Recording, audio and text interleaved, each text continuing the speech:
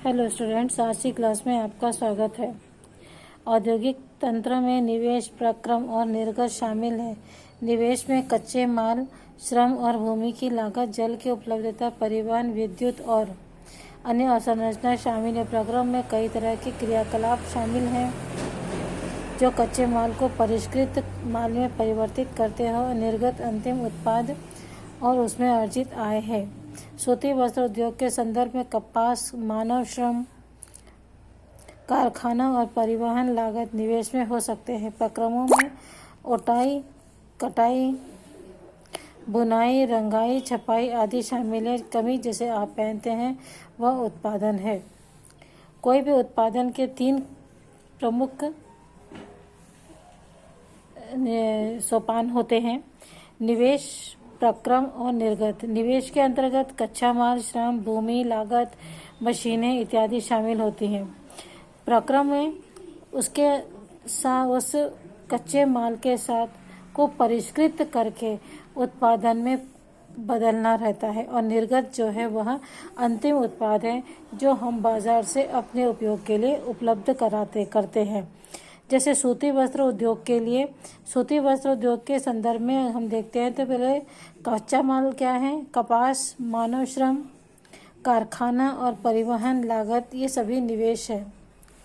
प्रक्रमों में ओटाई, कटाई, रंगाई, बुनाई, छपाई आदि शामिल है। उसके बाद जो कमीज हम पहनते हैं, शर्ट जो हम पहनते हैं, वह अंतिम उत्पाद होता है। तो इस प्रकार से कच्चे माल को हम उपलब्ध होता है। हम कच्चे माल के द्वारा जो तैयार माल होता है यह 3 सोपानों में पूर्ण किया जाता है। औद्योगिक प्रदेश का विकास तब होता है जब कई तरह के उद्योग एक दूसरे के निकट स्थित हो और वे अपनी निकटता के लाभ आपस में बांटते हो। विश्व के प्रमुख औद्योगिक प्रदेश में पूर्वोत्तर अमेरिका, पश्चिमी और मध्य यूरोप, पूर्वी यूरोप और पूर्वी एशिया है। मुख्य औद्योगिक प्रदेश अधिकांशतः शीतोष्ण कटिबंधीय क्षेत्रों में समुद्री पत्तनों के समीप और विशेष तौर पर कोयला क्षेत्रों के निकट स्थित होते हैं। औद्योगिक प्रदेश कौन कौन से? औद्योगिक प्रदेश का विकास जो है वे विकास तब होता है, कोई भी क्षेत्र औद्योगिक क्षेत्र तब बनता है जब उसके आसपास अनेक छोटे बड़े उद्योग की स्थापित होते हैं और वे उससे निकटता यानी उस नज़दीकी का लाभ भी प्राप्त करते हैं।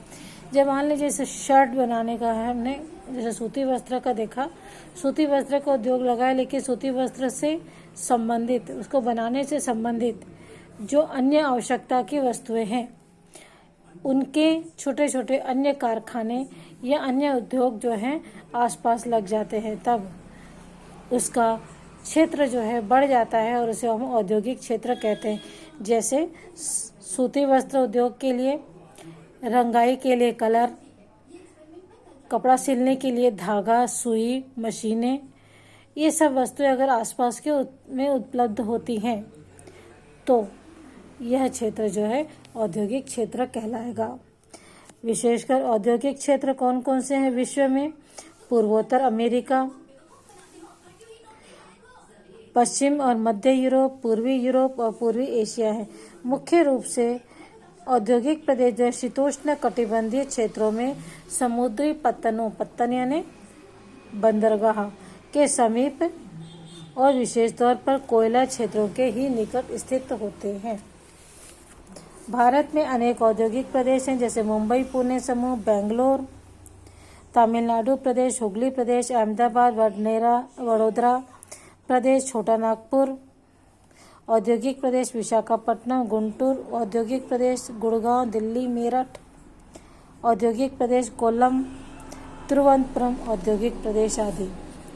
औद्योगिक विपदा, उद्योगों में दुर्घटना या विपदा मुख्य रूप से तकनीकी विफलताओं या संकट के संपन्न करने वाले पदार्थों के बेतरतीब उपयोग के कारण घटित होते। भोपाल में 3 दिसंबर 1984 में लगभग 0.30 यानी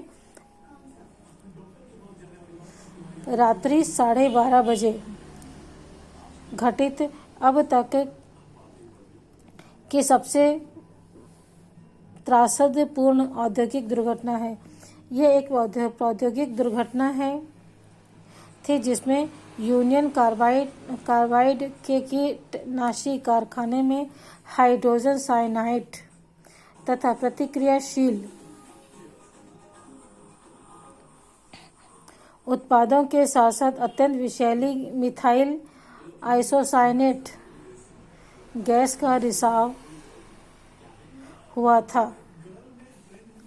1989 में सरकारी सूचना के अनुसार 35,598 व्यक्तियों की मृत्यु हो गई थी और हजारों लोग जो बच गए वो आज भी एक या अधिक बीमारियों जैसे अंधापन, प्रतिरक्षा तंत्र विकृति, आंत्रशोथ विकृतियों आदि से पीड़ित हैं।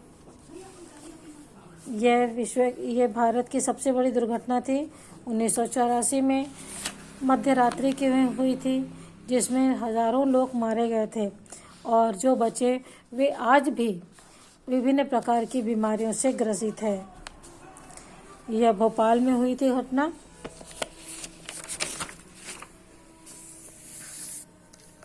23 दिसंबर 2005 में चीन के गांव कायो चोंगिंग में गैस कूप विस्फोट में 243 लोगों की मृत्यु तथा 9,000 लोग दुर्घटनाग्रस्त हो गए थे और इन स्थानों से 64,000 लोगों को विस्थापित किया गया था। कई लोग विस्फोट के बाद न भाग सकने के कारण मर गए। वे जो समय पर भाग पाए उनकी आंखें, त्वचा और फेफड़े गैस से क्षतिग्रस्त हो गए थे। जोखिम काम करने के उपाय। घने बसे आवासीय क्षेत्रों को औद्योगिक क्षेत्रों से अलग बहुत दूर रखा जाना चाहिए। उद्योगों के समीप बसने वाले लोगों को दुर्घटना होने की स्थिति में विषैले या खतरनाक पदार्थों के संग्रहण और उनके संभव प्रभावों का ज्ञान होना चाहिए। आग की चेतावनी या अग्निशमन की व्यवस्था को उन्नत किया जाना चाहिए। विषैले पदार्थों का भंडारण क्षमता की सीमा होनी चाहिए। उद्योगों में प्रदूषण नियंत्रण के उपाय को उन्नत किया जाना चाहिए। ये दो दुर्घटना के बारे में आपने देखा, एक भारत की दूसरी चीन की। इस प्रकार की अन्य और दुर्घटनाएं विश्व में हुई हैं लेकिन ऐसी दुर्घटनाएं हों उससे पहले हमें इसके बचाव के लिए कुछ उपाय करने चाहिए। जैसे विषैली गैसें से संबंधित यदि कोई कारखाना है तो उसमें विषैली गैसों के भंडारण की सीमित क्षमता को सीमा निर्धारित कर देनी चाहिए। उद्योगों के प्रदूषण नियंत्रण उपाय को उन्नत किया जाना चाहिए और विशेषकर ऐसे कारखाने, ऐसे उद्योग जो है वह घने बसे क्षेत्रों से दूर वीराने में बनाए जाने चाहिए, जिससे कि अगर कोई दुर्घटना हो तो उससे जो हानि जो है वह कम हो, उससे हानि कम हो। पर हमें पहले तो ऐसे उद्योगों के लिए सुरक्षा के कड़े इंतजाम करने होंगे।